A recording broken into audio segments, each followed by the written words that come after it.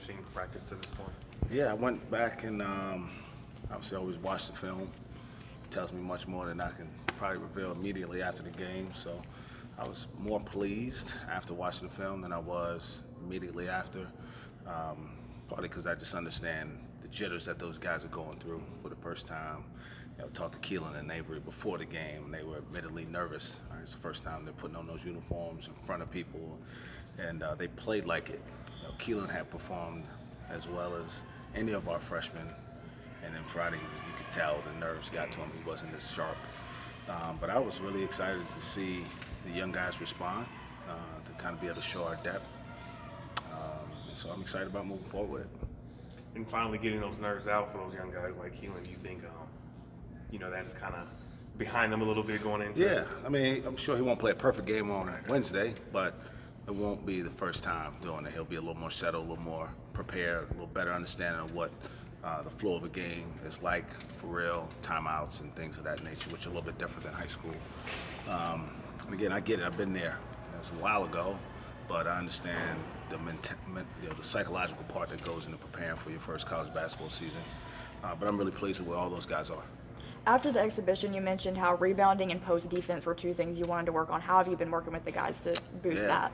We came right back to practice on Saturday. We watched quite a bit of film from Friday's game and just pointed out just little things that we were just out of position more times than not.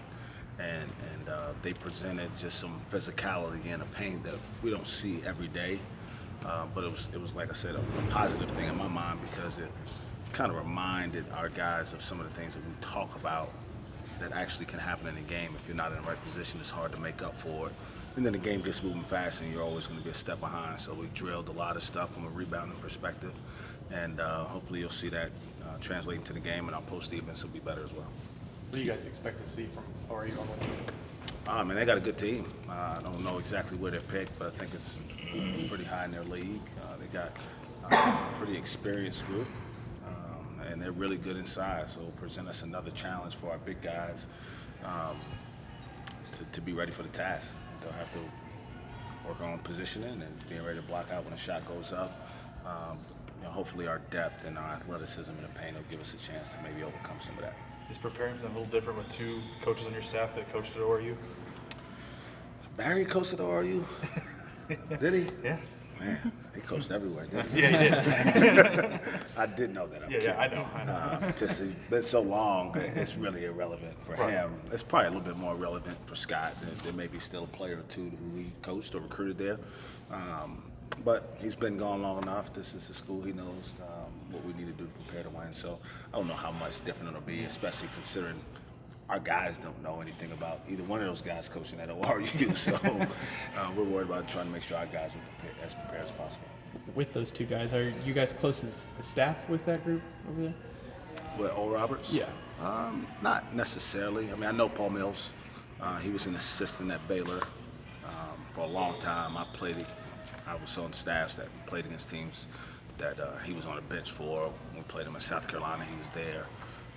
When I was at Stephen F., we played him a couple of times. He was there, and so I'm familiar with his style. But I don't have a great personal relationship. No.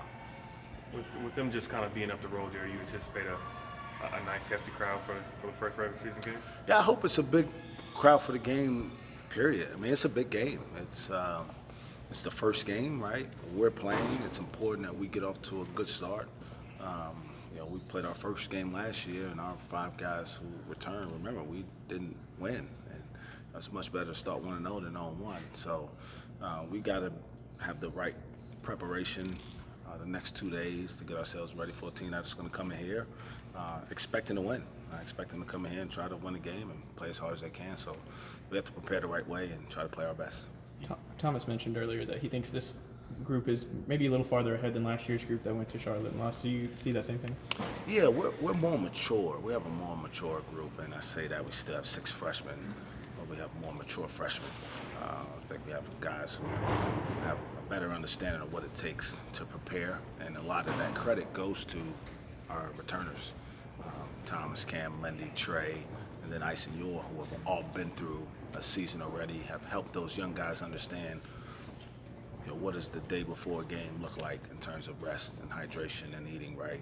how do you study a scouting report so that you're not looking like you don't have any clue what's going on the court. So their leadership has really helped our staff really just focus on the things that we need to do better because they've taken care of a lot of the maintenance things on the inside. You talked about hitting a little bit the other night, but when you go back and film and stuff, did you see something else that you liked maybe that you didn't realize? It's hard. Obviously, he played with confidence, which isn't unusual. Just again, for the first time, you never know if the jitters will get to him. Maybe because he didn't have a whole lot of family coming to see him play, right? It may have been a little more settling just to go play basketball like he normally would. But no, I thought he played well. I thought he was engaged in the scouting report. He did some things that we hoped he would be able to do. And I look forward to seeing his progress. I think he's going to be a really good player. Thomas talked about Hitty just carrying himself as a professional, and you talked about that maturity. How beneficial is it to have a young guy like that who, seems to be mature beyond his years at this point? Yeah, it's really good. It helps kind of he leads that maturity amongst the freshmen, right? Because he's been exposed to full-time basketball and how important it is to prepare the right way, to work on your game, even when your team's not practicing.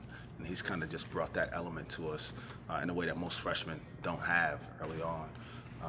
In Europe, you either turn pro at this point, right? So he's been preparing to either be a professional basketball player or go to college with a professional basketball player's mindset. So that's really, really helped us here since he's been here in July, I guess it was when he got here. This program hadn't had a lot of post depth as of lately. How beneficial is it for you guys to have Caleb and Hitty, who both performed maybe the best of anybody Friday? Yeah, they both graded out really high after the game. So having depth, period, right, from a coach who stood here in front of you guys, knowing who was going to play every minute of the game is a great benefit to us. But on the interior, what happens a lot of times is big guys, especially early on, get in foul trouble. We saw with you the other day. So to have other guys who can come in and help affect the game around the rim, rebounding, blocking shots, and finishing is a big deal for us. You brought Keelan on off the bench first. What did you want to see? And you brought him in for what did you want to see with that lineup with him? Again, we kind of then move around guys. Yelindi goes to the 4. We can switch a little bit more from a perimeter standpoint. Can probably try to play a little faster. Brings us another scorer from a perimeter standpoint. But again, he had earned it. He had earned the opportunity to be the first guy off the bench because of the way he's performed and practices leading up to it. Don't necessarily say like he's the sixth man or that will be the case every game moving forward. But he's certainly a big part of our rotation. So do you believe that Chuba Hubbard should win the Heisman Trophy? Absolutely, without a question. And if he doesn't win it, then Tyler Wallace should win it. Got to get a Cowboy in there Absolutely. somewhere. And then Spencer after Tyler, right? And it's not one of those two? Okay. I'm on the choo-choo train, whatever they call that thing.